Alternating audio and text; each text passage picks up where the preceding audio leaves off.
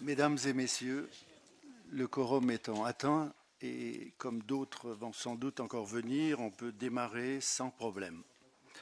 Je voulais juste vous signaler que M. Frédéric Clasen a donné procuration à M. Boumekik.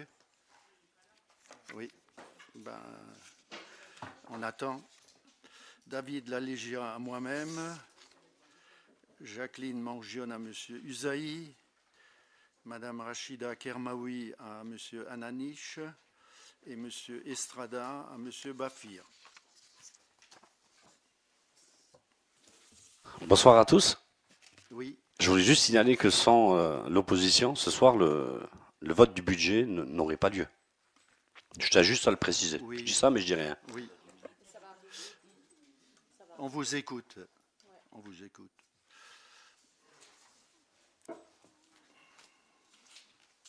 On peut attendre. Oui, on peut attendre. Oui. Oui. Bon. Oui. Oui. Ben, il y a des vacances. Oui. Oui, oui. Oui, vous avez raison.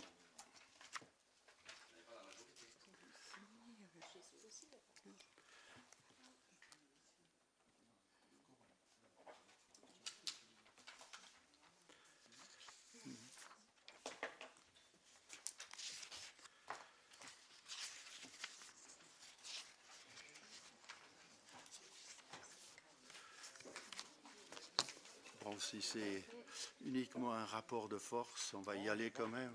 Oui, allez. Donc, l'ordre du jour numéro 1.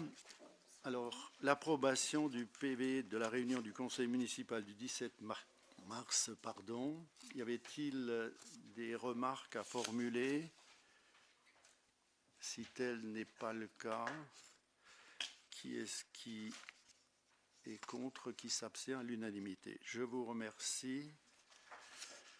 Le point 2, modification de la délibération numéro 8 du 29 janvier 2024 relative à la composition des commissions permanentes. C'est moi-même. Donc, vous avez reçu la note de synthèse. Étant donné que M. Philippe Egloff, vous voyez, vous avez aussi des défections à la longue qui ne... Philippe, d'autres aussi. Bon, Philippe bref. Egloff, il a déménagé il y a plus de 2 ans. Il a été remplacé par M. Mignotto. Oui. Et je souhaite ne pas parler de M. Mignotto actuellement, Oui. tout simplement. Ben, on lui souhaite Donc vous avez la majorité, monsieur le maire. Oui. Vous devez avoir la majorité ce soir. C'est le vote du budget, vous l'avez pas. Tout simplement. Ça va venir. Ça va venir. Il y en a qui ont du retard, qui bossent. Hein. Il y en a qui travaillent. Hein. Bon. Donc, vous voyez que nous jouons aussi la sérénité dans la composition des commissions, puisque M. Jonathan Estrada remplacera M. Philippe Egloff au sein de la commission précitée. Donc, je pense que tout le monde est d'accord sur le principe. Donc, nous accueillons, je dirais, M. Jonathan Estrada dans la commission des finances, de l'économie, de l'emploi, l'insertion, de la politique à la ville. Qui est-ce qui est contre? Qui s'abstient à l'unanimité? Vous voyez que le point 3. Vote des taux des impôts directs. C'est Madame Marie Adami qui le règle. Oui. Donc, bonsoir. En effet, donc on a l'habitude de voir ce point à l'ordre du jour, puisqu'on vous propose donc de voter les taux d'imposition directe. Donc, nous avons 3 taux à voter ce soir. Donc, ce sont les taux qui concernent la taxe foncière sur les propriétés bâties, la taxe foncière pour les propriétés non bâties et la taxe d'habitation, qui, je rappelle, nous sommes dans l'obligation de voter le taux ce soir. Donc 27,6% pour la taxe foncière des propriétés bâties, 65,08% pour la taxe foncière sur les propriétés non bâties et 17,03% pour la taxe d'habitation. Donc nous vous proposons de ne pas augmenter le taux des taxes et donc de voter les différentes taxes. Alors on vous a mis au tableau les montants des produits attendus pour la collectivité. Donc vous le voyez, pour la taxe foncière bâtie, les produits 1 323 420. Pour la TFNB, c'est les propriétés non bâties 21 737. Et pour la taxe d'habitation, 15 191. Et donc, pour 2025, la taxe sur le foncier bâti, 1 354 056 000 euros. Pour la TFNB, 21 672 euros. Et pour la taxe d'habitation, 10 950 euros.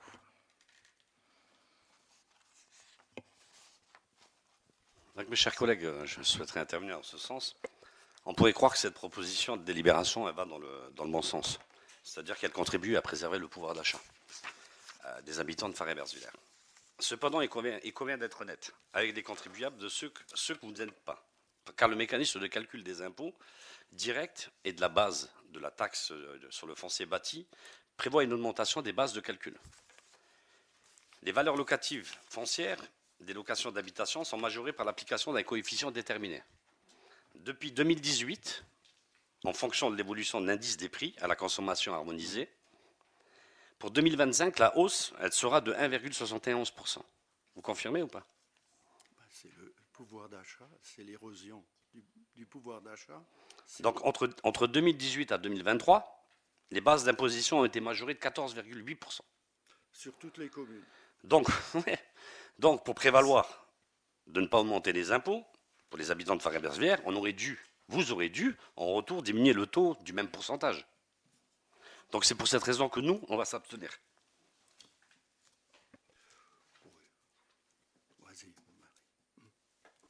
Donc je vous propose de passer au vote. Qui est contre? Qui veut s'abstenir? Je vous remercie.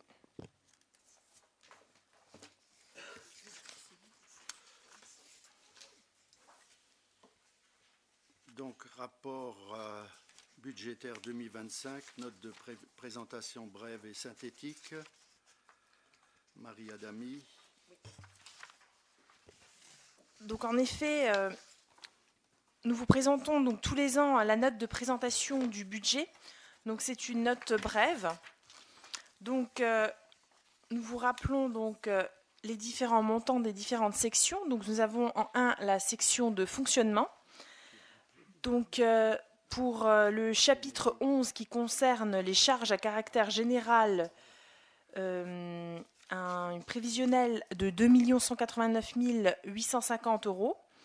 Pour le chapitre 12, les charges de personnel pour le budget prévisionnel pour un montant de 3 698 100 euros.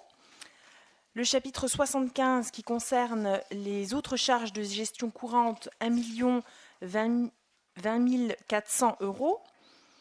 Le chapitre 66 qui concerne les charges financières, 181 461. Le chapitre 67, les charges spécifiques, 4 969 euros. Donc un montant total pour le BP 2025 à 7 94 780 euros.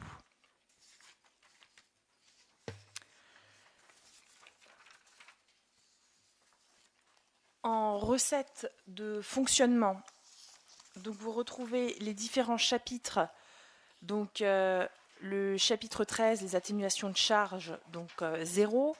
Le chapitre 70, les produits des services et du domaine, 171 500 euros. Le chapitre impôts et taxes, 1 774 000 euros. Le chapitre 74, les dotations et participations, à hauteur de 5 506 019 euros. Le chapitre 75, les autres produits de gestion courante, 233 700 euros. Le chapitre 76, les produits financiers, à hauteur de 845 522 euros. Et donc un montant total à l'équilibre à hauteur de 8 530 741 €. Donc, on vous rappelle les différentes dotations donc, sur cette note synthétique. On rappelle donc l'impôt et taxes. On rappelle également notre capacité d'autofinancement. Vous avez tous les montants, hein, donc recettes réelles de fonctionnement 8 530 741, les dépenses réelles de fonctionnement 7 94 780, donc ce qui représente une capacité d'autofinancement brute à hauteur de 1 435 961 €. Le remboursement des emprunts 1 53 624, donc ce qui fait une capacité d'autofinancement nette à hauteur de 382 237 €. Donc voilà pour la section de fonctionnement. Pour la section d'investissement, donc les dépenses pour les opérations non individualisées à hauteur de 4 335 239 € et 37 centimes. Donc on y retrouve les immobilisations incorporelles à hauteur de 105 000 €, les immobilisations corporelles 2 721 979 € et 72 centimes, et les immobilisations en cours 1 508 259 et 65 centimes. À cela, on vous propose de rajouter donc les opérations individualisées pour 100 000 €, la réhabilitation du foyer. 58 880 €, c'est la construction de terrain de sport couvert. 69 164 € et 56 centimes, l'aménagement du cimetière de la Cité, c'était la tranche 1. L'aménagement du cimetière de la Cité tranche 2 à hauteur de 866 191 € et 75 centimes. L'extension réhabilitation de l'école Victor Hugo, 1 769 218 € et 32 centimes.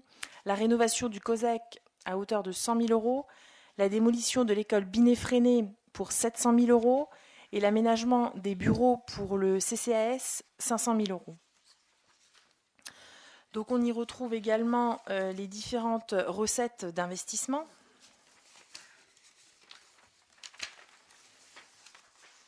Afin d'équilibrer donc notre budget. Et donc vous retrouvez les différents tableaux qui reprennent les différents montants. Donc voilà pour le budget donc, de la ville.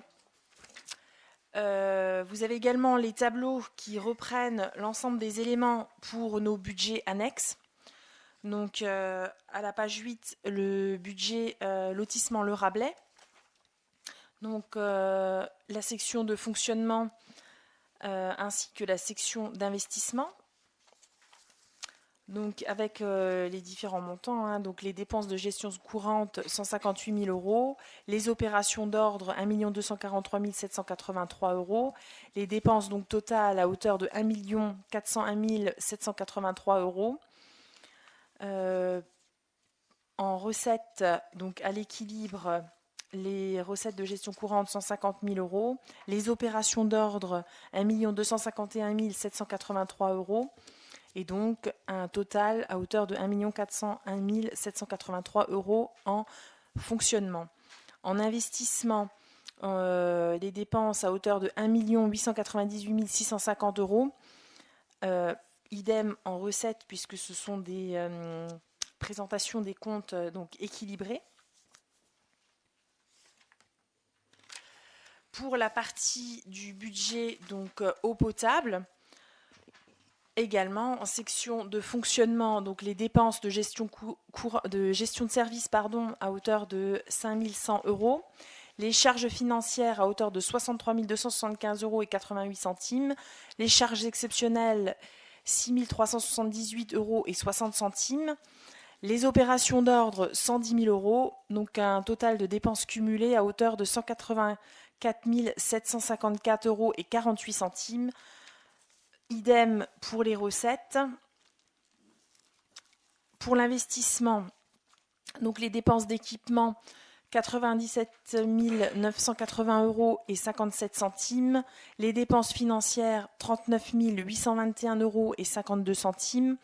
Les opérations d'ordre, 51 517 euros. Les opérations patrimoniales, 25 000 euros. Donc un total cumulé à hauteur de 214 319 euros et 9 centimes.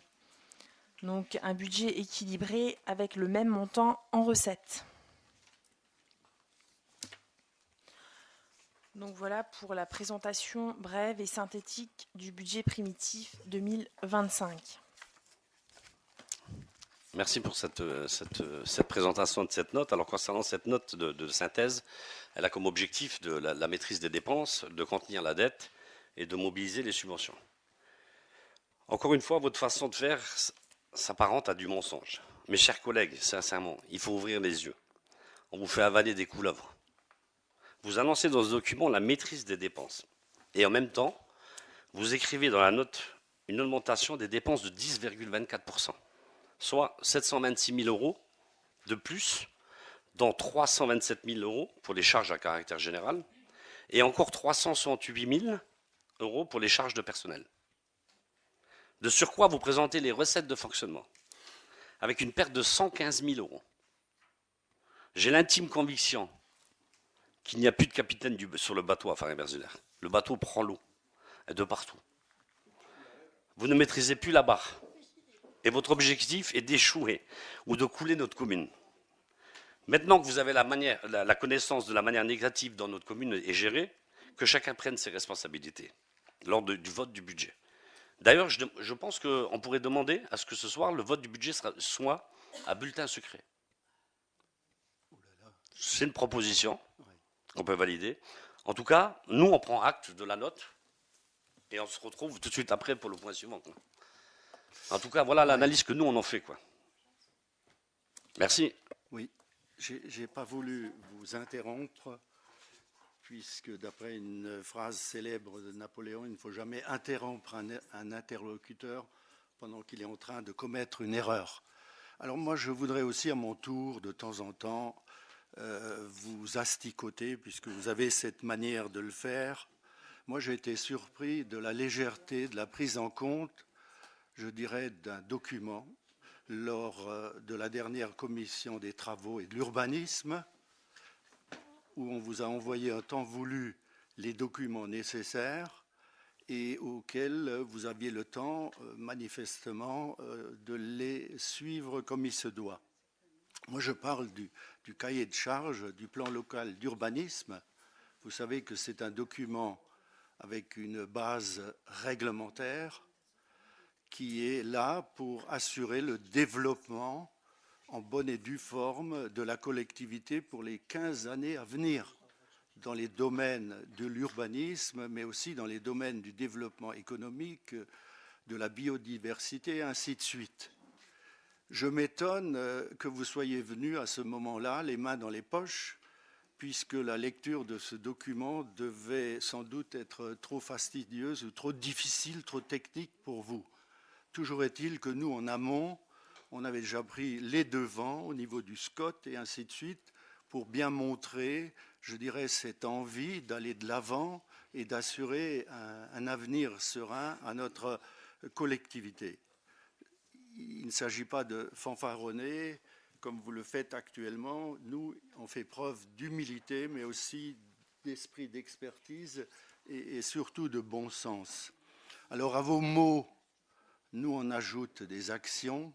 À vos mots MAUX, puisqu'il faut connaître aussi l'orthographe, il faut aussi apporter des remèdes.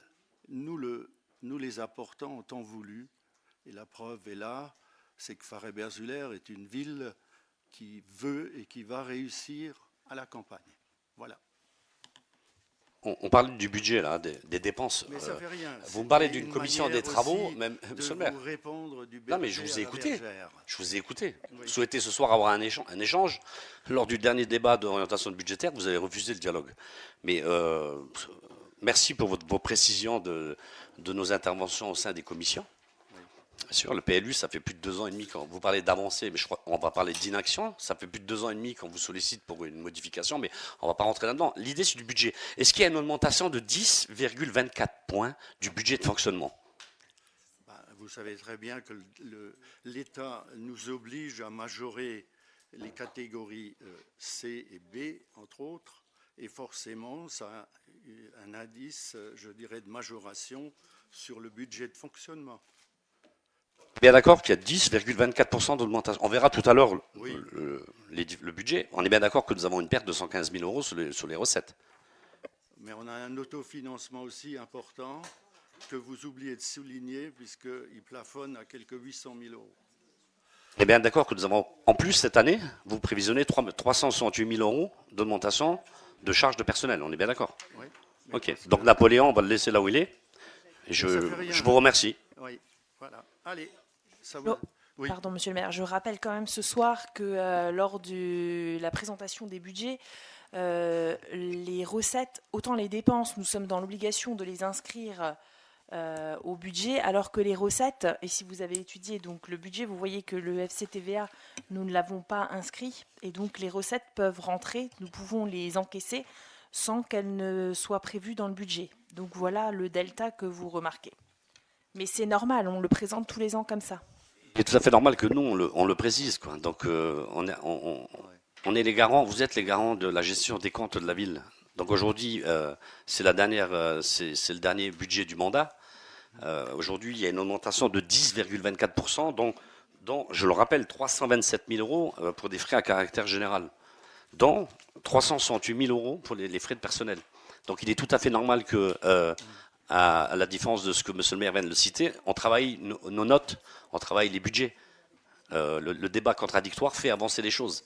Si vous avez le sentiment d'avancer, eh bien écoutez, tant mieux. Mais c'est peut-être pas le sentiment partagé de nos administrés.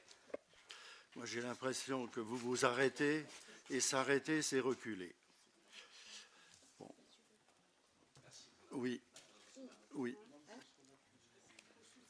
Bon, allez. De temps en temps, il faut... Bon, ça y est. On peut démarrer donc le vote du budget principal. On prend juste acte du fait que cette présentation a été faite. Donc, qui est contre, qui s'abstient? Je vous remercie. Et donc, effectivement, on passe donc, au vote du budget, donc avec la présentation des différents budgets. Donc,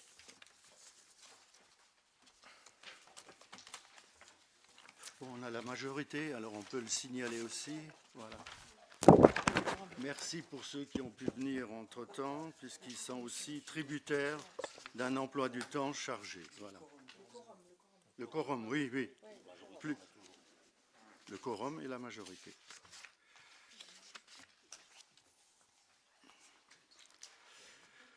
À vous, Marie.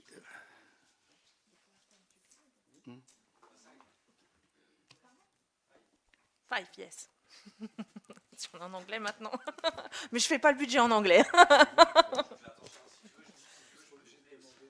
Ah, le mot 5. Il faut le... Okay. Que l'orthographe soit correcte. Oui. Oui. Au niveau, donc, au niveau de la demande là, du vote à bulletin secret, il faut qu'il y ait un quart de présents qui veulent bien le stipuler. Alors, qui est-ce qui est pour le vote à bulletin secret? Oui. 3. Donc vous n'avez pas... Oui. Oui. Ah, oui. Il ne fallait pas vous poser cette question. Oui.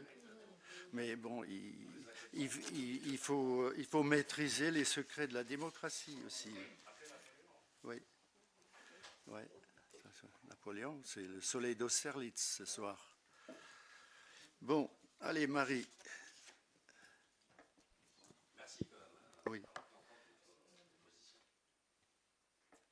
Donc, pour le budget primitif, donc 2025 pour le budget ville.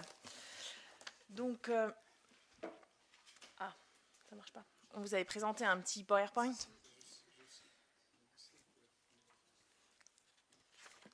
C'est en cours, c'est en cours. C'était pas branché. Ah, Donc, en premier lieu, donc, on va vous présenter donc, la section de fonctionnement.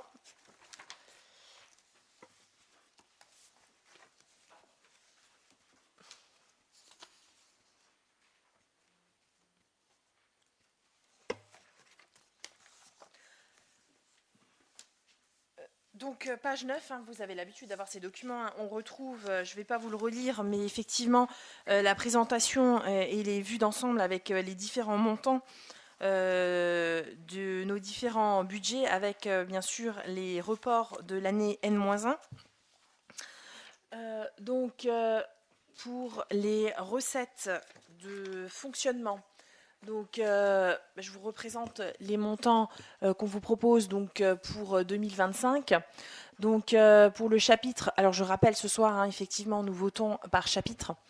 Donc, le chapitre 70 qui concerne les produits, services et domaines, donc pour un montant de 171 500 €.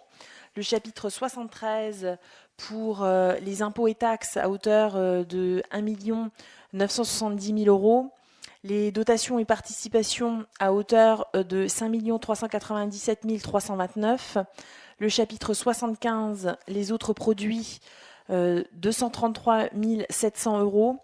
Le chapitre 76, les produits financiers, 845 522 €. Alors ça, vous le savez, hein, c'est le fonds concours qu'on a de l'État qui concerne donc une partie du prêt Dexia, donc qui vient en compensation, et les opérations d'ordre, donc le chapitre 42, à hauteur de 6 229 €.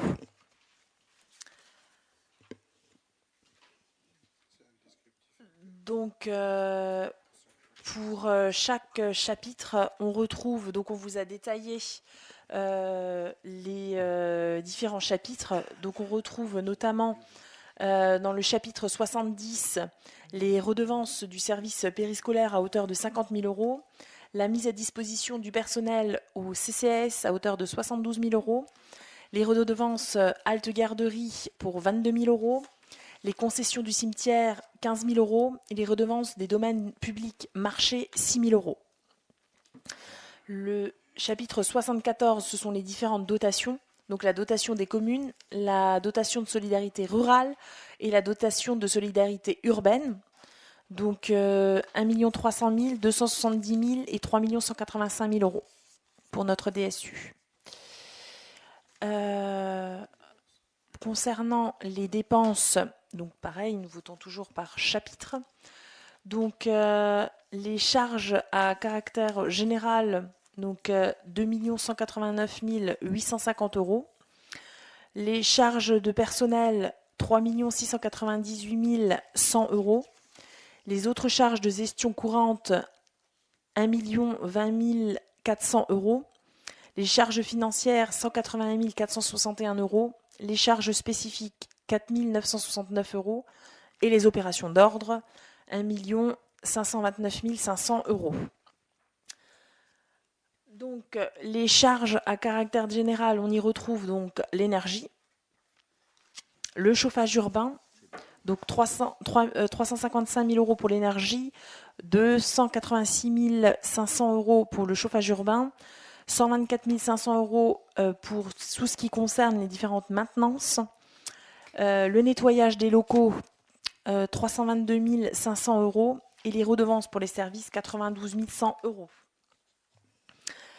Les autres charges de gestion courante, on y retrouve les différentes subventions. On y retrouve également les indemnités de fonction et les subventions pour les associations de droit privé. Donc là, c'est toutes les subventions qui sont octroyées aussi bien aux associations sportives qu'aux associations culturelles, qu'à Élan. On retrouve tout ça dans les subventions des associations de droit privé. On passe donc ensuite à l'investissement. Donc le chapitre 15, les provisions pour risques et charges, 14 500 €. Les amortissements des immobilisations, 485 000 €. Les charges à répartir, 1 030 000 €. On y retrouve bien sûr l'ensemble des soldes d'exécution reportés, donc 7 159 017 euros, et l'affectation du résultat 2024 à hauteur de 887 030 euros. On y retrouve également les dotations des fonds divers pour 10 000 euros, les subventions d'investissement 6 229 euros, les emprunts 1 58 624 euros, et ensuite on retrouve toutes les opérations d'équipement. Les immobilisations incorporelles 105 000 euros, les immobilisations corporelles 2 721 979 euros, les immobilisations en cours 2 208 259 euros. Les différentes opérations d'équipement. Donc, en premier lieu, 100 000 euros pour la réhabilitation du centre social, 58 880 euros pour la construction du terrain, 69 164 euros, c'est la partie qui concerne l'aménagement du cimetière pour la tranche 1. L'aménagement Victor Hugo, 1 769 218 euros. L'aménagement du cimetière, donc là c'est la tranche 2, 866 191 euros. La rénovation du COSEC, 100 000 euros. Et la rénovation des locaux pour le CCAS, 500 000 euros. Donc on y retrouve également dans les immobilisations incorporelles les différents frais d'études, les concessions et la révision du PLU. Les immobilisations corporelles, on y retrouve donc les terrains nus pour 250 000 euros, les plantations d'arbres 5 000 euros, les différents agencements 100 000 euros, les bâtiments publics 409 120 euros, les bâtiments privés 42 000 euros, les réseaux de voirie 280 809 euros, les réseaux d'assainissement 25 000 euros et les réseaux câblés 46 910 euros. Pour donc le chapitre 21, les immobilisations corporelles, vous avez 22 347 euros pour les réseaux électrification, 150 000 euros pour les autres réseaux, 26 000 euros pour les matériels incendie, 50 000 euros pour le matériel de voirie, 89 584 euros pour les autres installations, 170 000 euros pour les autres matériels de transport, 60 000 euros pour ce qui concerne le matériel informatique scolaire et 173 000 euros pour les autres matériels informatiques. Matériel de bureau, 20 000 euros. Autre matériel de bureau, 228 208 euros. La téléphonie, 3 000 euros. Et les autres immobilisations corporelles, 556 000 euros. Les immobilisations en cours, donc c'est tout ce qui concerne les agencements de terrain, 1 208 130 euros. Les constructions, 715 675 euros. Et les installations, 284 454 euros.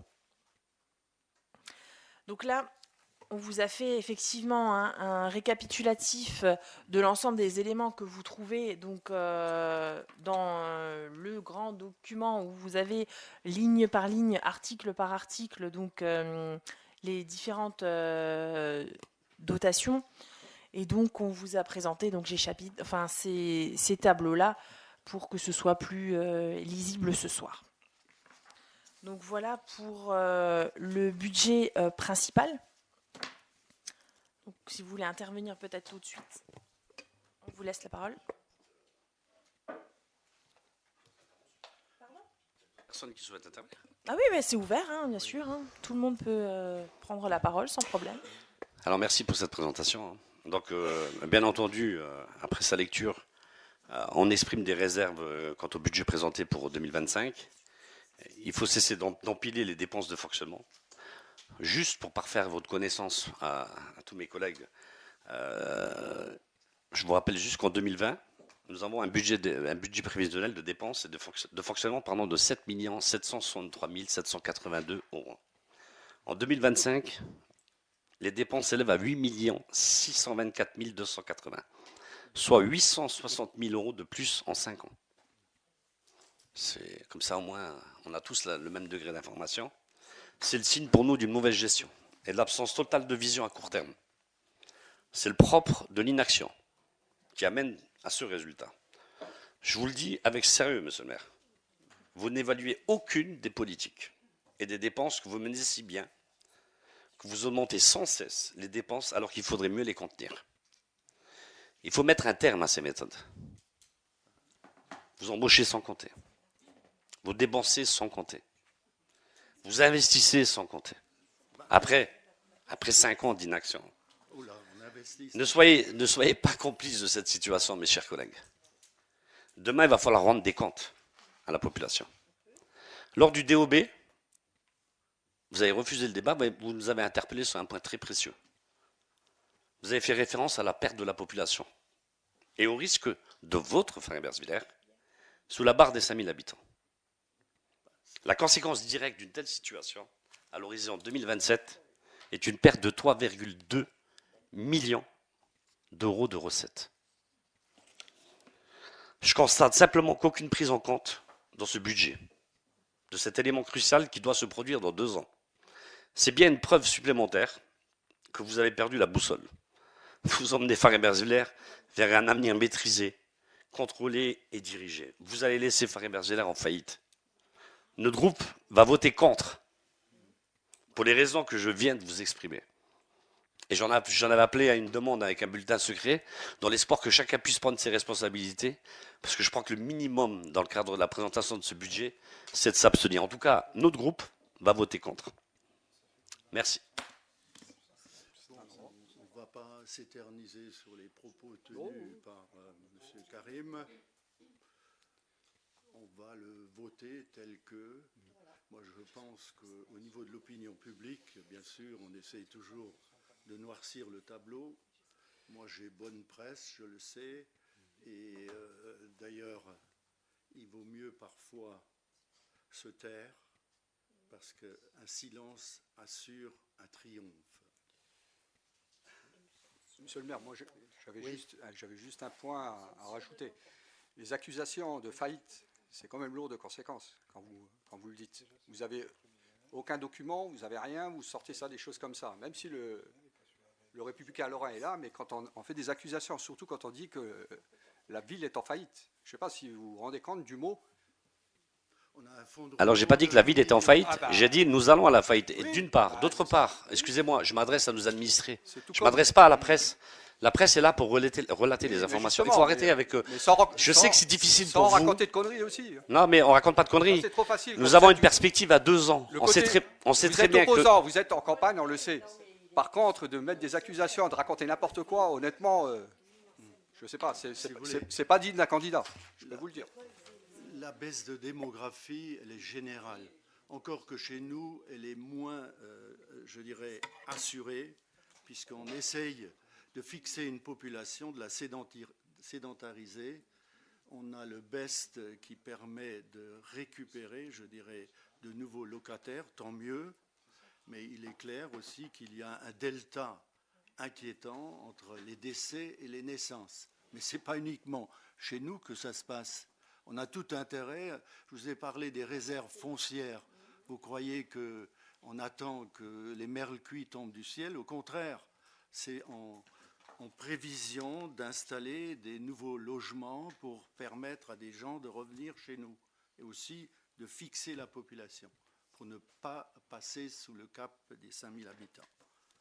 Bon, je sais que j'ai beaucoup de défauts, mais là, j'ai aussi des visions d'anticipation pour essayer toujours d'aller de l'avant. Voilà. On ne parle pas de vous à titre personnel, on parle de la gestion de la ville. Monsieur le maire, je parle du mandat 2020-2026. Nous sommes là, à vos côtés depuis... Non, mais vous êtes là depuis 35 ans, monsieur le maire. Vous parlez de démographie, on perd 87 habitants par an. On a eu souvent ce débat-là. Aujourd'hui, si nous voulons rendre notre ville attractive, il y a une politique à mener. Aujourd'hui, vous l'avez signalé vous-même, demain, on n'est pas à l'abri d'être sous la barre des 5000 habitants et de perdre notre dotation, qui est quand même de 3,2 millions. On en est tous conscients. Tout le monde en est conscient aujourd'hui. Aujourd'hui, ce n'est pas avec un budget tel qu'il est présenté aujourd'hui qu'on va rendre notre ville un peu plus attractive et faire venir des nouveaux habitants. On en parlera dans le point du lotissement. On verra bien. Vous avez fait un coup d'essai. Quand on a un fonds de roulement de plus de 8 millions, on ne peut pas dire qu'on va vers la faillite. Au contraire, c'est qu'on a de l'argent sous le coude, puisqu'on sait très bien qu'il faut jouer les banquiers de service auprès des entreprises avant d'espérer obtenir les subventions adéquates de la région, de l'Europe ou du département. Donc, voilà. Je voudrais quand même rebondir, monsieur le maire, et on vous a présenté justement ce petit tableau, parce qu'on ne peut pas laisser dire que les comptes de la ville ne sont pas sains. Permettez-moi quand même de revenir sur ce point-là, parce qu'on note quand même un excédent de fonctionnement capitalisé à hauteur de 7 159 017 €. Voilà l'assise de notre ville. Alors on ne peut pas dire qu'on dilapide l'argent, au contraire. Je pense qu'on a montré qu'on sait gérer notre ville.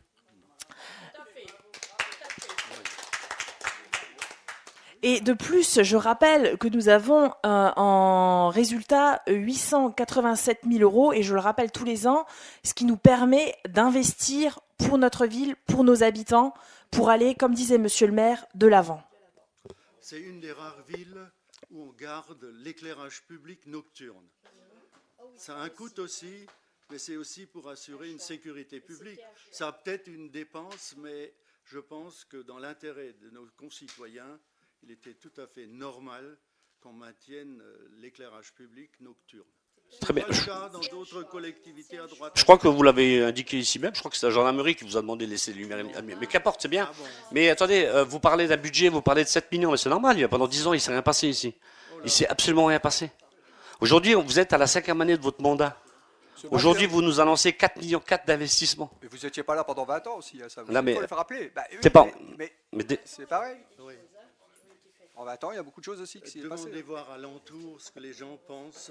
Mais vous admettez que le budget, il a une augmentation de 860 000 ou pas? J'ai pas- ben, et alors, Bon.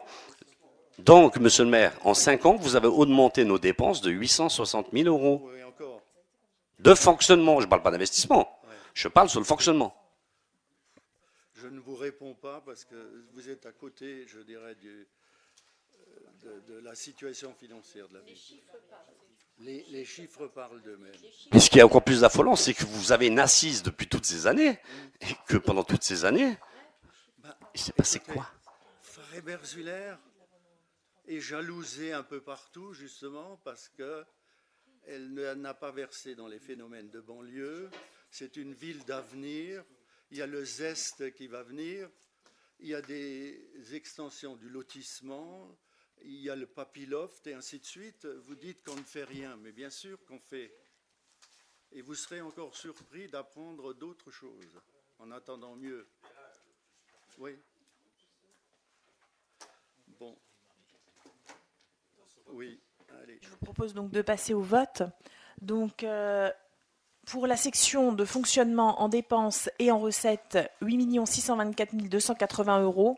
En investissement, 9 573 547 €. Donc, pour un total en dépenses et en recettes, 18 197 827 €.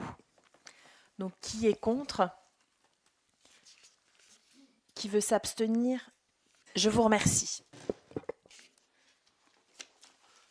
Marie, toujours le point suivant, le budget annexe lotissement. Donc, concernant donc le budget primitif, du lotissement, donc on retrouve donc en charge générale, en dépenses de fonctionnement, 3 901 € 62 centimes. En opération d'ordre, 1 071 131 € 27 centimes. Pour les recettes, les produits donc des ventes des terrains, 181 249 € 99 centimes. Et les opérations d'ordre, 893 782 € 90 centimes.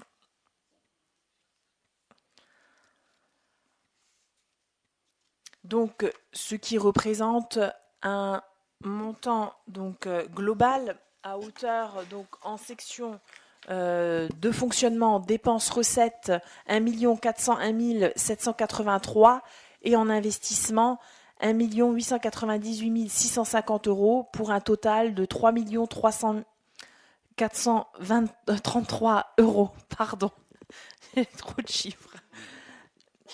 Donc, pour le budget lotissement. Donc, effectivement, c'est des budgets où on ne retrouve plus beaucoup d'opérations puisque c'est un budget qui arrive à terme. Alors juste concernant ce budget, donc je souhaiterais rappeler la position de notre groupe, à savoir que le prix de vente pour nous depuis le départ, il y a 5 minutes on parlait de rendre la ville attractive, on a encore une fois loupé l'occasion de le faire, puisque pour nous le prix de vente n'est pas en adéquation avec les moyens des populations qui veulent construire à Farey-Bersvillers. En résumé, vous êtes 30% plus cher que le lotissement du Brousquière. Allez chercher l'erreur. Et là, dernièrement, la police de l'eau vous a sommé de reprendre entièrement le bassin de rétention, car il n'était pas conforme. Donc c'est une double peine pour Farey-Bersvillers. Vous vendez aux habitants plus cher. Lors de la clôture du budget lotissement, on aura un déficit qu'il faudra rembourser sur le budget de la commune. Donc c'est pour le moins pour nous une gestion hasardeuse de ce dossier, quoi. Aujourd'hui, si vos informations sont bonnes, il y a 2 parcelles de disponibles. Oui. Toujours 2 parcelles de disponibles. Vous savez que le prix de l'accession à l'art à Zengbouz est de 13 000 €.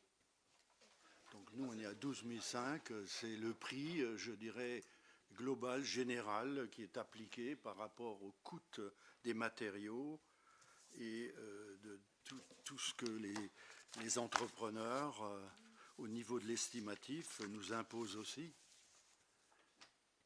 C'est quoi le revenu médian à Farey-Bersvillers, monsieur le maire? Ah ben vous êtes... Ça me plaît, parce que justement, j'étais intervenu au Conseil des maires ruraux, où j'ai interpellé le préfet pour dire finalement que nous avions le revenu médian moyen, un des plus faibles du département. On avait au niveau des locations et des logements sociaux 68%. On n'avait pas d'entité urbaine à plus de 10 000 habitants, ce qui faisait qu'on n'a pas la manne céleste qu'ont d'autres quartiers sensibles du secteur. Je le déplore parce que ça fait depuis 2014 que je plaide la bonne cause. J'ai encore écrit dernièrement à la présidence justement pour leur signaler qu'avec le BEST, qui est le trait d'union entre Zengbouz, Henryville, Tédin et Phare, on plafonne à plus de 11 000 habitants. Et c'était le dernier critère qui devrait maintenant nous permettre, au niveau de l'équité du territoire, de bénéficier, je dirais, du même statut que ceux de nos communes voisines qui sont aussi concernées par l'après-mine. Nous, on avait une cité en pseudo-urbanisation en milieu rural, moins de 10 000 habitants. Beren, là aussi, ils sont accolés à Forbach. Hambourg, là aussi, ils sont accolés à Frémin. Ils ont la chance d'avoir plus de 10 000 habitants.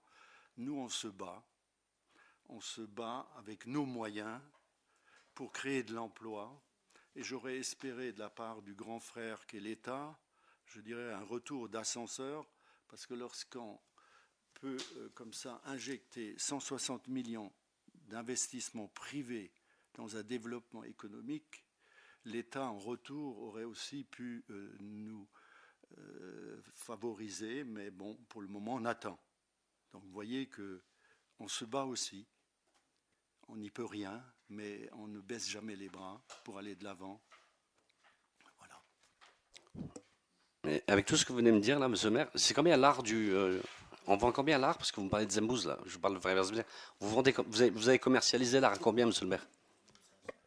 12 500. 13 000 à Zengbouz. 32 000 à Boulonge. Tout ce que vous venez de m'énumérer, hein, tous les points que vous venez de m'énumérer. Hein. Voilà. Oui. Oui. Oh là là. Et alors? Oui, c'est le prix. C'est le prix général de l'actualité qui fait que c'est un prix qui n'est pas abusif, puisqu'il permet à des gens qui bénéficient, je dirais, d'un emploi de proximité, de pouvoir s'installer chez nous. 30% plus cher que le Brousquière. Oui, mais entre le démarrage du Brouskir et la décennie suivante, les prix aussi ont explosé. Oui. Bon, allez, on y va, parce que vous êtes toujours... Pardon. Une opération zéro, qui normalement on aurait dû vendre, pour avoir l'opération zéro, on aurait dû vendre les terrains à 16 500 € l'art. On ne l'a pas fait justement pour pas qu'il y ait... voilà, on a eu, je crois, une perte à ce niveau-là de l'ordre de pratiquement 400 000 € sur la valeur des terrains. Pour faire une opération zéro, il aurait fallu les vendre à 16 500 € l'art. On a décidé à l'époque de les vendre seulement à 12 500. C'est fait pour attirer les gens de l'extérieur aussi. Hein. D'accord, les gens de Faré-Bersviller n'ont peut-être pas les moyens de construire ou d'acheter des terrains, mais à la base, c'est fait pour attirer les gens de l'extérieur, pour attirer de la population. Ça ne sert à rien de faire des terrains si c'est juste pour déplacer la population de Far du nord vers le sud. Voilà.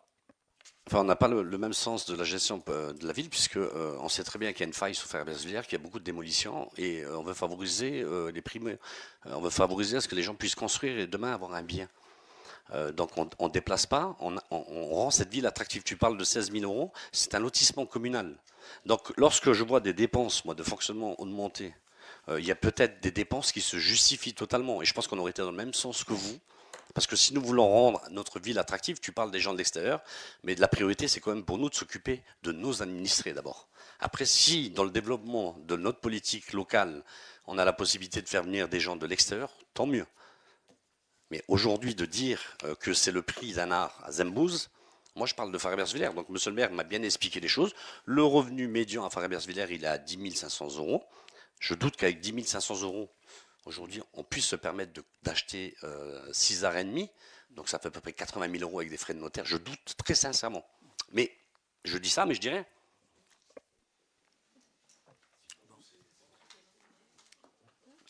On continue, oui. Donc on vous propose de passer au vote. Donc qui est contre? Qui veut s'abstenir? Je vous remercie. Marie Adami, encore, le budget annexe O.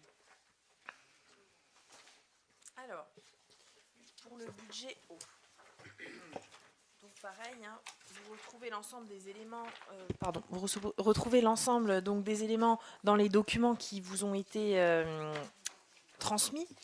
Donc pour les dépenses réelles de fonctionnement, les charges générales 68,23 €, les opérations d'ordre 109 118,65 €, les charges financières 64 909 €. Concernant les recettes réelles de fonctionnement, pour les taxes et les redevances, 125 817,16 €. Pour les opérations d'ordre, 51 516,20 €. Bon, il faut signaler que le réseau d'alimentation, il est performant à 96%. Et le fait d'avoir, nous, cette espèce de régie, nous a aussi permis, Marie, d'abaisser, je dirais, une surtaxe, toujours au profit de nos consommateurs. 25 centimes. Ben nous saluons le choix de la commune de garder la compétence de l'eau, monsieur le maire. Ah ben, vous voyez, les grands esprits se rencontrent. Oui.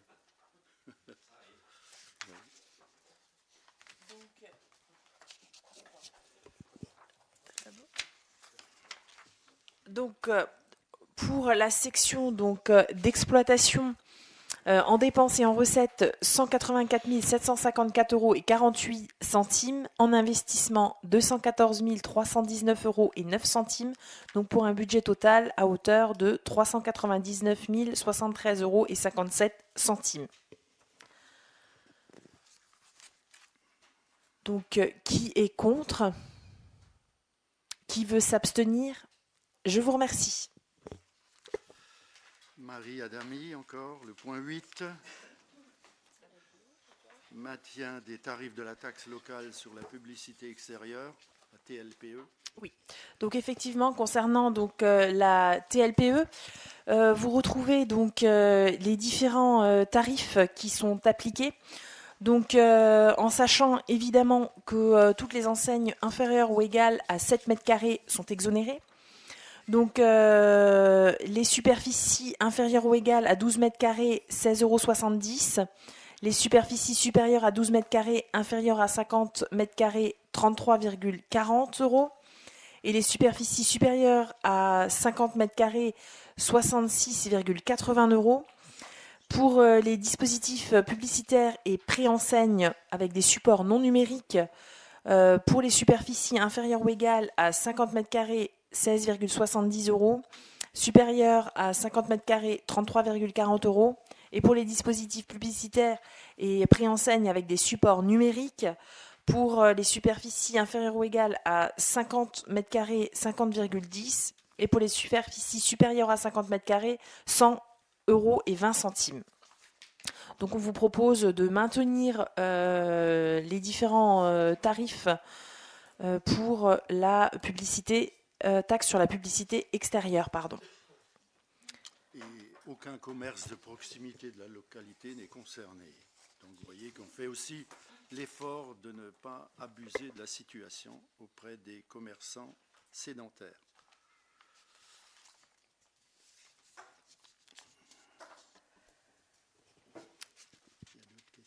Est-ce qu'il y a des questions? Je propose donc de passer au vote. Ah.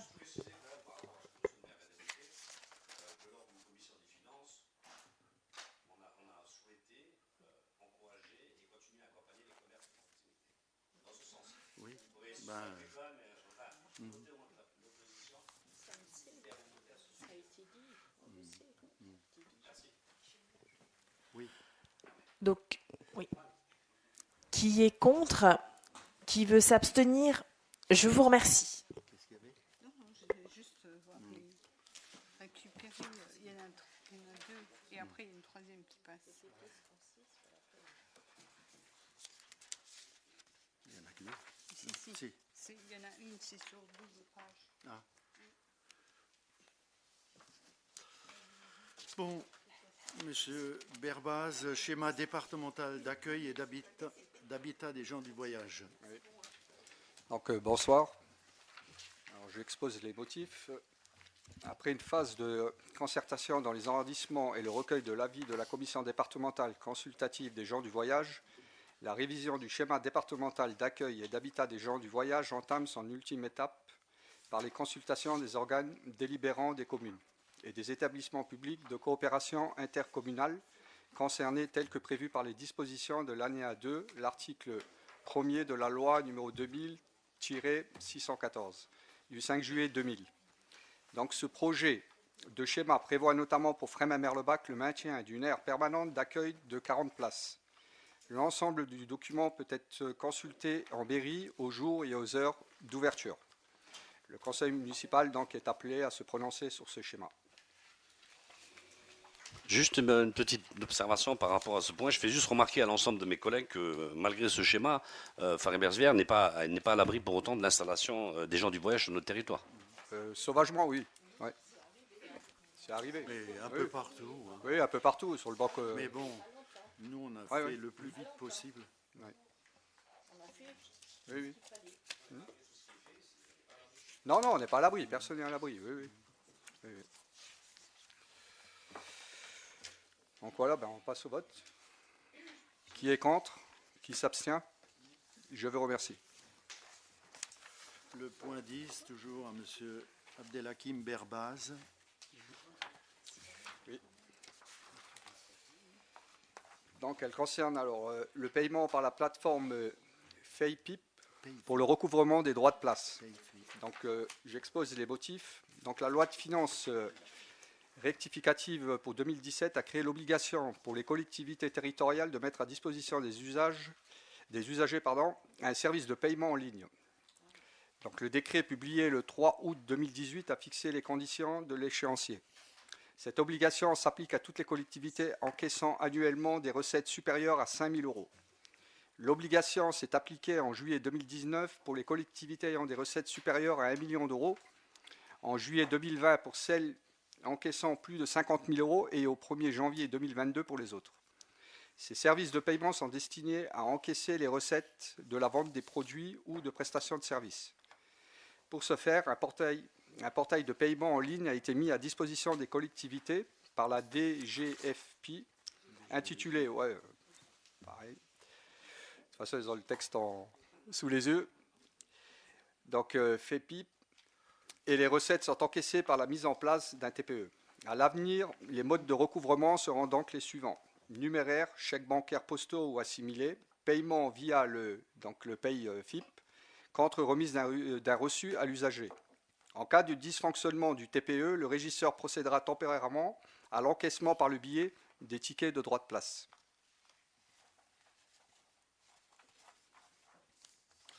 Enfin, personnellement, j'aurais souhaité généraliser le paiement par PayFip. Je l'ai vu en activité du côté de Metz, c'est bien plus facile. Les commerçants non sédentaires présentent leur carte bancaire et puis, au vu des maîtres linéaires, ils payent les droits et places de marché. Oui. Bon.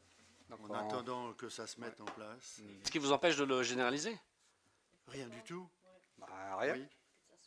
Progressivement, on ne peut pas du jour au lendemain. Il faut d'abord alerter les commerçants, leurs présidents, et leur dire, voilà, on introduit un nouveau type de paiement. Après, c'est des petites sommes, donc aussi on laisse le choix aussi aux commerçants de payer. On n'est pas leur mettre le couteau sous la gorge et dire qu'il faut payer que par carte. Ouais. Non, mais pas. Après, c'était mais c'est une volonté donc du Trésor public qu'on donne au moins la possibilité de payer par carte, comme quand tu vas dans un magasin faire tes courses. Oui. Donc on passe au vote. Qui est contre? Qui s'abstient? Je vous remercie. Monsieur Moreau-Usaï. Bonsoir. Alors comme chaque année, en prévision de la période estivale, donc, il vous est proposé de recruter 16 emplois saisonniers. Donc les postes s'adressent aux jeunes étudiants âgés de 18 ans au moins.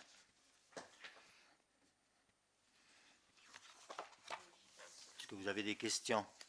Donc il s'agit de répartir ces 18 postes avec les ateliers, à l'accueil pour l'administration, à l'halte garderie, à l'espace phare et au Cerdan. Est-ce que vous avez des questions? Qui est contre? Qui s'abstient? Merci. Toujours un Moreau-Usaï. Donc, point numéro 12, actualisation du tableau des effectifs des emplois communaux. Donc, suite aux différents mouvements intervenus au sein du personnel municipal, donc, il est proposé au conseil municipal d'actualiser le tableau des effectifs des emplois communaux, sachant que la dernière mise à jour complète était le 13 mars 2023. Donc là, vous avez tout le listing des emplois permanents, administratifs, techniques, ateliers, médico-social, police municipale, filière sportive, filière animation. Tout y est. Je ne sais pas si vous avez des questions. Si, moi je souhaiterais intervenir. Oui. Parce que pour nous, ce tableau, c'est la traduction de ce que j'ai annoncé précédemment. Il y a près de 80 agents communaux dans ce tableau. 82. 82 agents communaux pour être précis. Donc il faut penser à eux et à leur avenir. Tout à fait. En votant le budget 2025 comme présenté précédemment, on n'a assuré aucun avenir, surtout de tous ceux qui sont contractuels. D'accord? Pour nous, ça va être les premiers qui vont subir cette inaction. Parce qu'à un moment, il faut pérenniser aussi. Derrière. Tout à fait. Notre volonté, c'est de pérenniser. Il faut savoir qu'à l'heure actuelle... Mais moi, je voudrais juste qu'il n'y ait pas un désaccord entre vous et moi, et je demanderais, je ne sais pas, c'est qui au niveau du secrétariat de séance? Qui c'est qui se charge c'est M. Guilino? Parce que je voudrais vraiment que ce soit noté, ce point-là, pour nous. Parce que c'est important. Parce qu'aujourd'hui, on fait appel à de l'humain. Et l'humain, aujourd'hui, on veut pérenniser ces emplois. On parlait de développement des services publics, on parle de beaucoup de choses. Et on a besoin de l'humain. Et je pense qu'à Faré-Bersvillers, on a quand même des emplois communaux qui sont de qualité et qui sont engagés. Mais pour nous, cette inaction, elle les met en danger. Je vois pas, je sens pas et je ressens pas cette volonté de pérenniser ces emplois à ce jour. Alors, soit on a trop de fonctionnement, soit il n'y en a pas assez. Et là, à l'heure actuelle, justement, on essaye de préserver le maximum. C'est pour ça qu'à l'heure actuelle, on ne renouvelle pas les départs en retraite. On essaye de voir un peu comment on va être mangé dans un an ou deux, on va dire. Par contre, tous ceux qui sont là, il n'y a jamais eu de licenciement et ça ne risque pas. Ils restent dans On une garantit situation, les postes. ils restent dans une situation précaire, ils sont contractuels. Pas du tout. Et des contractuels, il n'y en a pas des masses. Hein. Vous pouvez regarder, il y en a M. Guilino, contractuel. Après, qui sait qu'il y a d'autres? Je ne connais pas 50. Bon, je ne donnerai plus de noms, hein. Mais il n'y en a pas plus que ça. S'il y en a 5, c'est beaucoup. Donc, le reste, ce sont que des fonctionnaires. Et pour ceux qui savent ce qu'est le GVT, le glissement vieillesse-technicité fait que chaque année, au niveau, je dirais, des grades qui augmentent, forcément, les salaires suivent en conséquence. Donc, voilà. Donc, c'est là aussi une explication de la majoration, je dirais, des frais de personnel ou de fonctionnement. Est-ce que vous avez d'autres questions?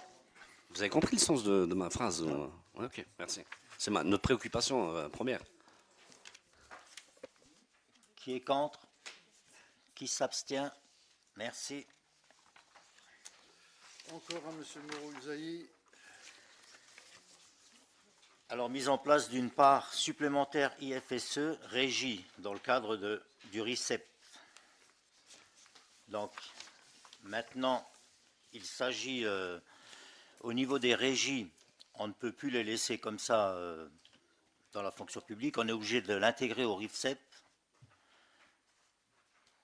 C'est pour ça qu'on doit remplacer par une part IFSE, ce qui n'est pas inscrit dans la délibération du 21/12/2017 et les délibérations nominatives du 15 février. Il y a différentes dates, donc il convient d'instaurer une part supplémentaire. Ça veut dire que IFSE régie et de procéder à la régularisation de la délibération antérieure portant mise en place du RIFSEP. Bon, le mieux, c'est déjà de vous expliquer un peu le RIFSEP, parce que, je sais pas, c'est écrit, hein, pourtant, hein, si vous lisez, c'est écrit tout de suite à l'entrée, régime indemnitaire tenant compte des fonctions, des suggestions, et de l'expertise et de l'engagement professionnel. Et l'IFSE, ça fait partie du RICEP, c'est inscrit à l'intérieur aussi, donc indemnité de fonction, de suggestion et d'expertise. Voilà. Si vous avez d'autres questions, il n'y en a pas.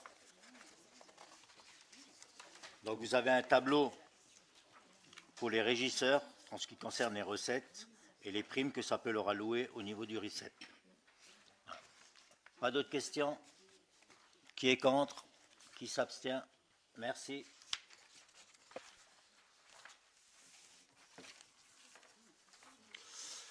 Le 14, Marie Adami, attribution du marché climatisation au centre François Rabelais.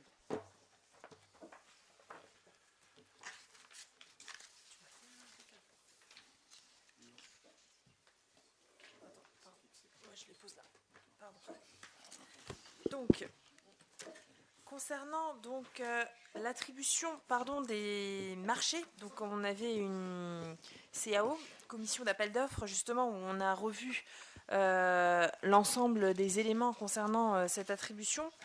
Donc, on avait donc 6 entreprises donc, qui ont répondu. JL Elec pour un montant, donc je vous donne les montants hors taxe, hein, 62 290 €. Électrique Saint-Nabord, 78 315 €. RW Installation, 82 691 €. AR Chauffage, 101 356 € et 40 centimes. M Énergie, 106 813 euros et Sanichoff 169 849 euros. Donc, on vous propose donc de retenir la société RW Installation pour un montant total de 82 691 euros hors taxe et de lui octroyer donc le marché de la climatisation pour le centre François Rabelais.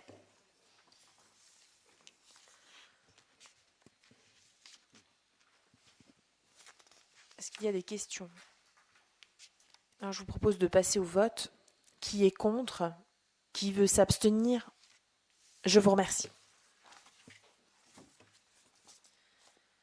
Le point 15, toujours Marie Adami, pour une autre attribution de marché de travaux. Donc, en effet, ça concerne donc l'attribution pour la création de la salle de motricité au rez-de-chaussée, la gaine ascenseur, les sanitaires de l'école Victor Hugo, donc la deuxième tranche. Alors, donc là par contre, nous avions 12 lots. Donc le gros œuvre, la partie étanchéité, la partie menuiserie extérieure, alu et occultation, la partie plâtrerie, la menuiserie intérieure, le chape carrelage et faïence, le lot 7, le revêtement des sols, le lot 8, la peinture, le lot 9, isolation thermique extérieure, le lot 10, l'électricité, le lot 11, tout ce qui concerne les sanitaires, les plomberies, et le lot 12, la partie ascenseur. Donc, nous avons vu tout ça donc, à la commission d'appel d'offres avec les différentes donc, entreprises qui ont répondu. Et donc, nous vous proposons donc, d'attribuer les marchés suivants.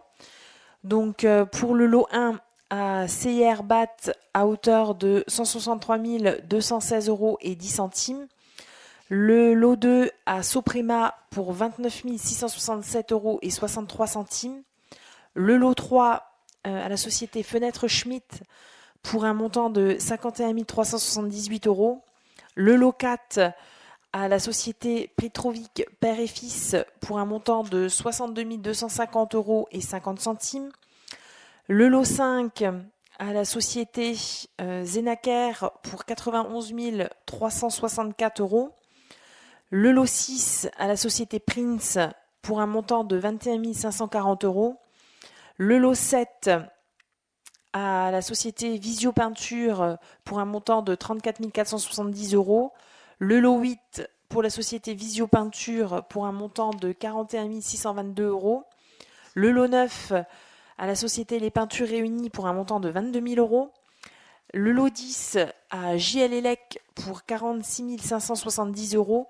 Le lot 11 à la société Gabriel Janot pour un montant de 49 155 euros et 20 centimes.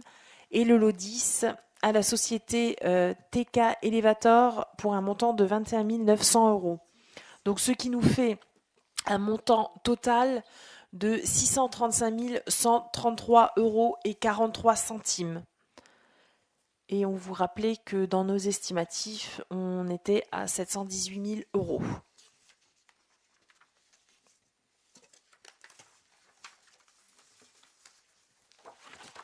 Est-ce qu'il y a des questions?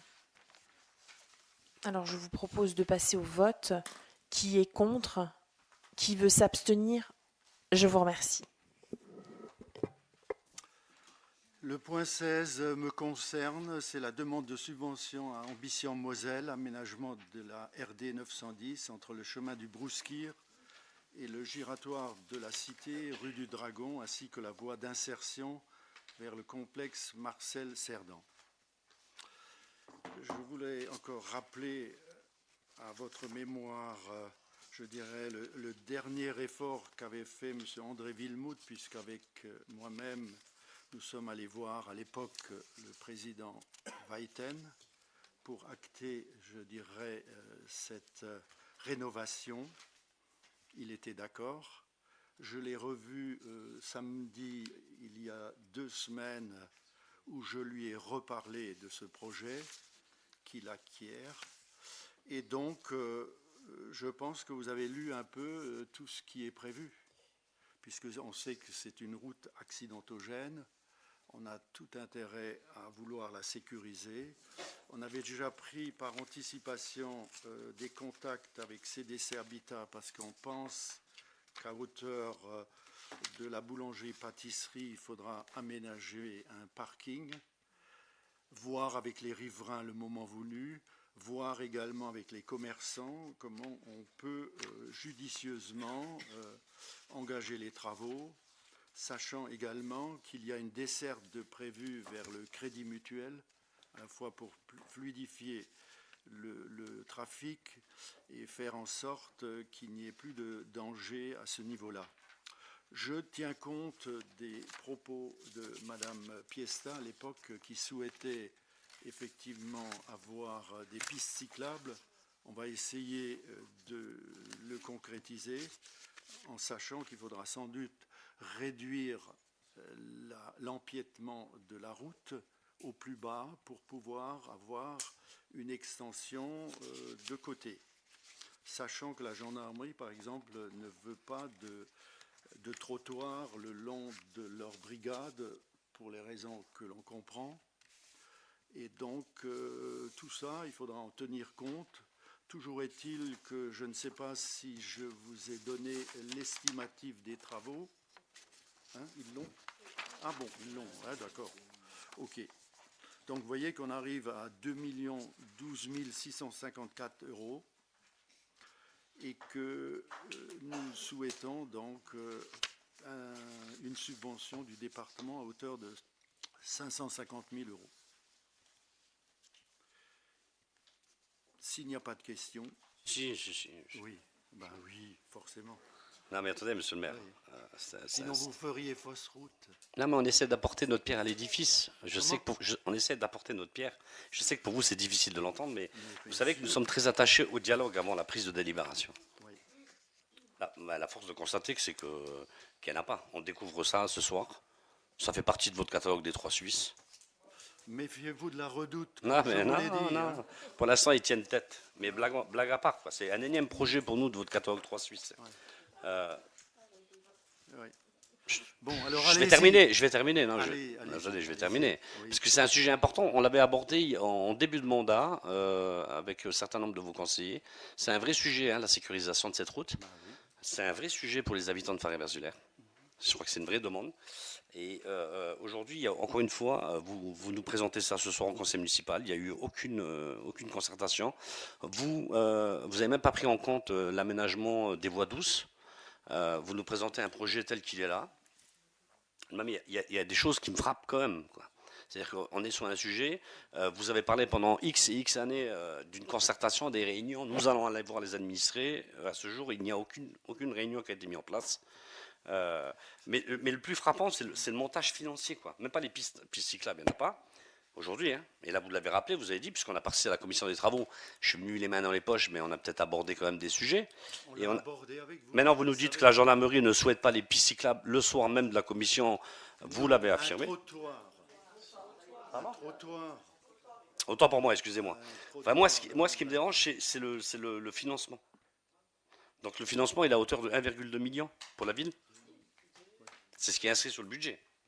Donc moi, je ne l'ai pas vu cette somme dans le budget, pardon. C'est ça que je voulais vous dire. Donc je ne comprends pas pourquoi aujourd'hui, on n'a pas un travail de préparation avec nos administrés pour préparer ce projet. Parce que entre le centre giratoire de la gendarmerie, enfin tous les accès à la route, il y a une vraie circulation. On a besoin de ça aujourd'hui. On a besoin de faire respirer cette ville et je ne comprends pas pourquoi c'est pas, on ne travaille pas en amont sur ce sujet-là. Donc les travaux, pour vous, ils vont démarrer quand, monsieur le maire? Parce que pour moi, c'est un projet qui doit être démarré dans 4 ans. C'est quand la date pour vous, la date de démarrage des travaux? Le bureau d'études est pressenti, voilà. Donc on a 2 ans et demi à le réaliser, voilà. Est-ce qu'on a 2 ans et demi devant nous? C'est un projet structurant pour le futur. Est-ce qu'on ne peut pas prendre le temps de l'organiser, de le travailler? il y a une demande au niveau de nos administrés. Là, aujourd'hui, vous nous mettez ce point à l'ordre du jour, alors qu'il n'y a eu aucune concertation. Il n'y a eu aucun travail qui a été mené. Moi, je dirais dans l'urgence, puisqu'il a fallu à tout prix réamorcer ce projet avec le président Weiten, que j'ai vu il y a 2 semaines, qui est entièrement d'accord pour aller de l'avant, tant mieux, et a-t-on eu le temps matériel de vous réunir? J'en ai parlé en commission des travaux. Pour vous, la date des débuts des travaux, c'est pour quand, objectivement? Mais monsieur le maire, moi je voulais juste rajouter, là c'est une demande de subvention. Donc il n'y a pas de travaux pour l'instant. Donc on pourra déposer un dossier. On pourra se concerter par la suite. Mais là c'est juste une demande de subvention. On prend un peu les devants, justement, pour éviter qu'en dernière minute, on n'ait pas cette subvention. Mais il n'y a pas, c'est pas des travaux. Le département a aussi des soucis au niveau de l'aménagement et de la sécurisation de certains ponts qui à l'époque avaient occasionné des inondations. Il y en a une quinzaine. Il y en a sur la Moselle. Il y a un peu partout, il a 4080 km à faire, donc on a tout intérêt à le faire entrer dans nos vues communes pour aller de l'avant. Monsieur le maire, je pose juste une question parce que vous avez été conseiller départemental. Monsieur le maire, aujourd'hui, on va déposer un projet. Il va être financé à hauteur d'une somme. Vous nous annoncez 300 000 ou, je ne sais pas, 400 000, 500 000. Peut-être que si ce projet, il est affiné, parce que c'est une vraie problématique, cette route, hein, on le sait tous, hein, qui a été. Peut-être que le financement sera à hauteur d'1 million. Peut-être qu'on pourra faire les aménagements qu'il faut. Mais aujourd'hui, vous allez déjà déposer ce dossier sans aucune consultation. C'est pour. Je vous repose la question. Les débuts des travaux, c'est pour quand? Tout vient à point pour qu'il sait attendre. Voilà. Précipité. Ben, vous voulez à tout prix urgemment le faire partir. Non, moi j'ai demandé à ce que, on est très attaché, surtout sur cette route, on sait qu'il y a énormément de fréquentation. Aujourd'hui, cette route a besoin d'être sécurisée, vous l'avez annoncé dans votre, depuis un certain nombre d'années, on ne va pas revenir là-dessus. Aujourd'hui, on a la possibilité de faire quelque chose de pérenne, de sécurisant, qui est nécessaire pour nos habitants. Donc pourquoi ne pas prendre le temps de faire les choses avec des consultations, aller à l'écoute de nos concitoyens, de nos administrés pour savoir quelles sont leurs attentes et après de créer un vrai projet. Pourquoi se précipiter dans la mesure où ce projet, vous nous annoncez une date dans 2 ans et demi, ça peut être 4, moi je pense que ça sera 4 ans. Hein. Donc, voilà. Vous êtes toujours très optimiste. Ouais. Ouais. Vous jouez les bons samaritains à chaque fois.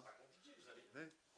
On a une délégation, on organise des réunions de quartier avec la population, on discute avec les commerçants, puisqu'il y a un commerçant qui est très attractif, qui est la boulangerie Kleinens, pas de lien de parenté, hein, mais qui est très dynamique et qui pose aussi des soucis au niveau de sécurité. On a le crédit mutuel qui se délocalise. Aujourd'hui, on doit sécuriser cet axe. Mais à un moment, les administrés vous attendent, en organisant des réunions d'information. Peut-être qu'on va découvrir aussi des choses hyper intéressantes qu'on va peut-être valoriser dans le projet. Mais pour l'instant, on n'est pas à la réunion. On est à la demande de subvention. Donc voilà, on n'est qu'au début. On n'est qu'au début. On le fera en temps voulu. Je sais pas. On va pas mettre la charrue avant les bœufs, non? La méthodologie, elle est ce qu'elle est. Vous avez votre façon. La demande de subvention, elle est basée quand même sur un projet. On ne peut pas faire une demande de subvention trop vague. Mais j'avais rencontré déjà, il fut un temps, avec M. Villemout, le président, et M. Marc Ouvert, son DGS, à ce sujet. Moi, je ne peux pas aller plus vite que, je dirais, leur projet d'investissement à eux. Donc j'ai eu la chance de le rencontrer et de relancer cette perspective. Qu'est-ce que vous voulez de plus? Faut-il encore attendre? On m'aurait taxé d'immobilisme comme certains le prétendent. Alors que moi, j'ai toujours une longueur d'avance. J'ai toujours une vision, un plan 2030. Vous avez vu? C'est bien, monsieur le maire, c'est bien. Bah, déclarez-vous candidat, monsieur le maire. Portez ce projet. Enfin, on verra sur les administrés vont décider, mais là, vous nous dites 2030. Ce projet, il a lieu dans 3 ans, monsieur le maire. On sera en 2029. Je ne sais pas, qui va porter le projet? Mais vous dites, vous avez une vision, bah, tant mieux. Bah. Nous, on vous parle de méthodologie de concertation. Aujourd'hui, arrêtez de décider tout et tout seul. Vous avez des conseillers, vous avez des délégués. Il est facile d'aller côtoyer nos administrés. Ils sont là comme des gens à ne pas écouter. On a des réunions. et ainsi de suite. Oui. Ben, alors, on va faire le CD et on n'a pas la sécurité en tête, forcément. Bon, bref, de toute façon, on n'arrivera pas à s'entendre. Moi, je vais de l'avant, un point, c'est tout. Voilà. Et Ça, moi, ça, j'ai ça- pas de réponse à ma question, qui était simplement, est-ce qu'il y a déjà un projet conséquent qui a dû être établi pour pouvoir poser simplement la demande de subvention? Ou est-ce que vous faites ça sur des choses très, très vagues? Pas vague. Non, c'est Ouais. sur la. Hein, oui. Oui. Il y a un bureau d'études qui est pressenti, voilà, c'est tout. Oui. Oui, il a travaillé dessus. Oui. Bon. Oui. Ouais. Bon.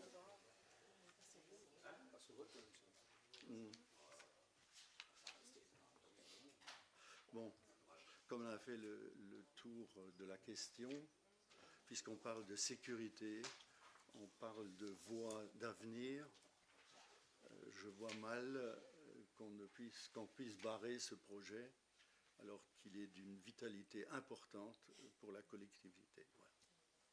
Voilà. Donc, qui est contre?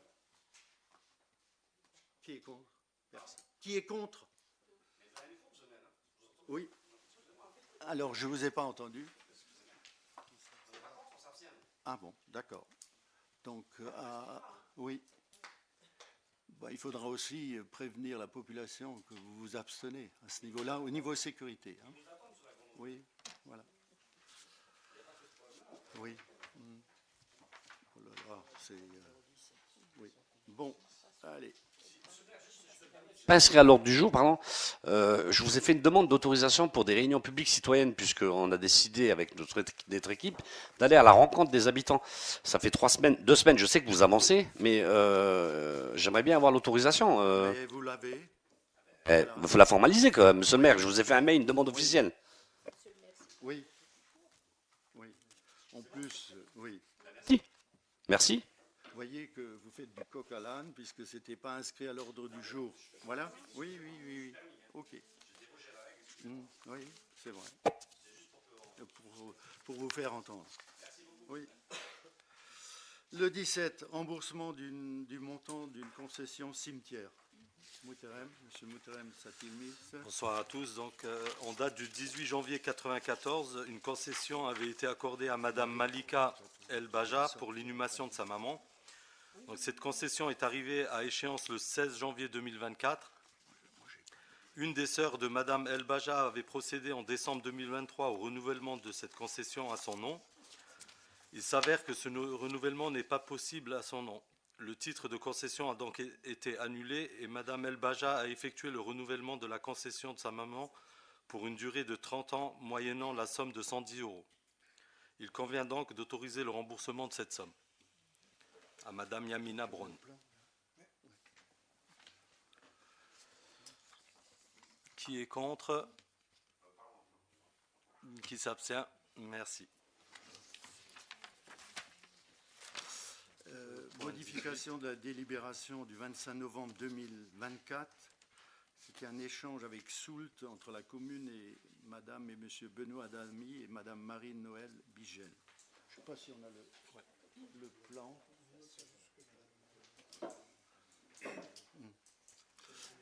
Oui, donc Madame Marie Adami est sortie. C'était une acquisition de terrain entre certains partenaires. On avait trouvé un terrain d'entente pour pouvoir justement tracer une nouvelle route, je dirais, de circulation pour décongestionner le trafic entre le lotissement Brouskir et la sortie vers la gendarmerie. Et donc, il y avait un échange avec une soulte globale de 6 805 qui était due à la commune par monsieur et madame Benoît Adami, Marie-Noël Bigel à hauteur de 4 045 € et monsieur Benoît Adami à hauteur de 2 760. Sachant qu'il y avait d'autres propriétaires. Ça a pris un peu le temps, mais on est arrivé enfin à pouvoir acquérir les terrains et tracer cette future route. Donc vous voyez que on ne traîne pas, nous, en chemin. Monsieur le maire, si je peux me permettre, c'est le même discours que vous nous avez déjà tenu la dernière fois et la fois encore Les d'avant. choses répétées Est-ce que ça veut plaisent. dire... non, parce que là maintenant, il y a une modification. Est-ce que ça signifie qu'il y aura de nouveau un délai d'attente jusqu'à ce que le notaire signe pour que vous puissiez enfin agir ou pas? Je crois que j'ai le notaire cette semaine. Mhm. Donc, vous voyez. Ah oui, je vois. OK. Alors, on vous le signalera aussi, hein, ou alors attendez que le notaire vienne pour que vous puissiez marquer sa présence. Parce qu'on ne peut pas non plus chaque fois claironner ce qu'on fait, parce qu'il vaut mieux parfois, comme tout bon général, réfléchir, je dirais, à une stratégie, et puis aller de l'avant après. Oui. Alors, oui. Alors, qui est contre? Qui s'abstient à l'unanimité? Je vous remercie et puis bonne soirée.